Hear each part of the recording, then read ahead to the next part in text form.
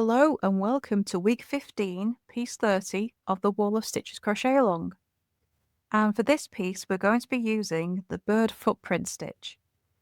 So this is a really pretty, kind of an open, lacy type of stitch, and it just looks like a little bird footprint. So for this piece, you're going to need a foundation chain of 66. So for the bird footprint stitch, we're going to be starting by making a single crochet in the second chain from our hook. And this single crochet counts as the first stitch. So I'm just going to put a stitch marker in there. Next we're going to chain 3. Then we're going to skip 3 stitches.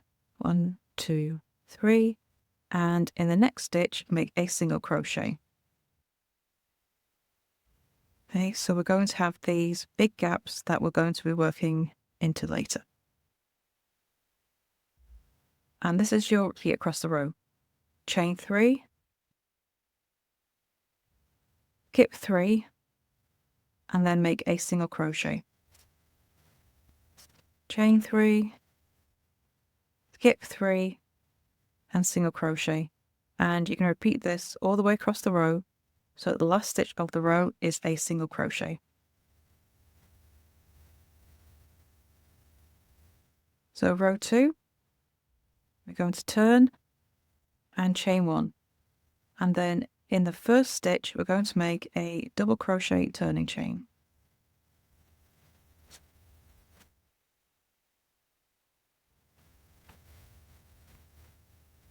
Okay. And also, still working into that first stitch, make another double crochet. So you've got your double crochet turning chain and a double crochet both in that first stitch. Now we're going to skip the chains and go straight to the single crochet. And into that single crochet, we're going to make 3 double crochet. So 1, 2, and 3.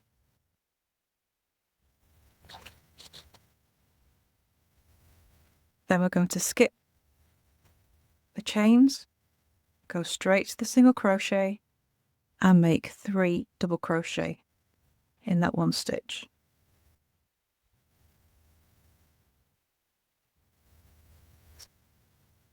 And you continue that across the row.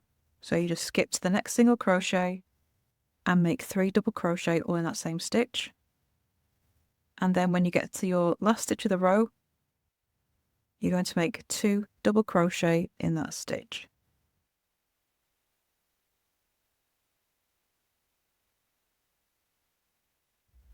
Okay, so in the first and last stitches of the row, you've got 2 stitches, and into each single crochet in between, you have 3. Okay, so row 3, we turn and chain 1, and then we're going to make a single crochet in the first stitch of the row. I'm going to put my stitch marker in there. And then you're going to chain 3. We're going to skip the next double crochet, skip the double crochet after that, and then we're going to work in this one here. So this is the middle double crochet of the 3 in row 2. I'm going to make a back post single crochet.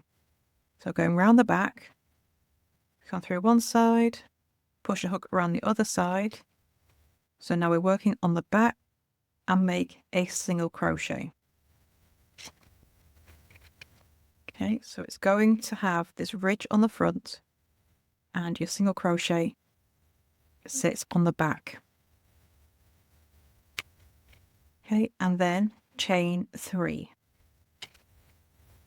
and skip to the next middle double crochet. Okay, so in this row we only work around that middle double crochet of that set of 3, and you just make a back post single crochet around all of them. Okay, and you do that all the way across your row. So back post single crochet, chain 3, back post single crochet, chain 3. Once you finish your last back post single crochet, you're going to chain 3 and make a single crochet in the last stitch of the row.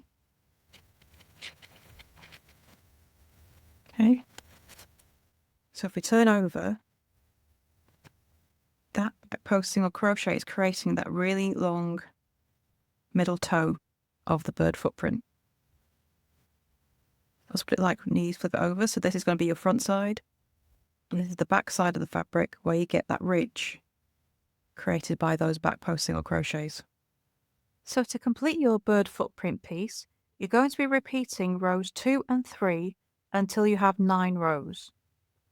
Row 10 is a finishing row, and you just need to turn, chain 1 and make a single crochet in each stitch across to give you 65 single crochet across that edge. Once you finish row 10, you can cut off and weave in your ends, and then it's time to add your border. So for this piece, you're going to make a single crochet in each stitch across the top and bottom to give you 65 stitches on each edge. And then down the sides, you're going to make 1 single crochet into the side of every single crochet row and 2 single crochet into the side of every double crochet row. So that will give you 14 stitches down each side. Then you add an extra stitch in each corner for the turn. And then once you finish round 1, you make rounds 2 and 3 as well. And then you can cut off and weave in your ends. Then you're going to join this piece to our previous raised pineapple piece. And then once you've done that, that is week 15 complete. So if you have any questions, please do come over to our Facebook group, Froggity, Frogged, Ribbit and Stitch, and join in the chat. And please do come and show us your finished pieces as well. I would love to see how you're getting along. So thank you for watching and joining in, and I shall see you next week for week 16. Bye for now.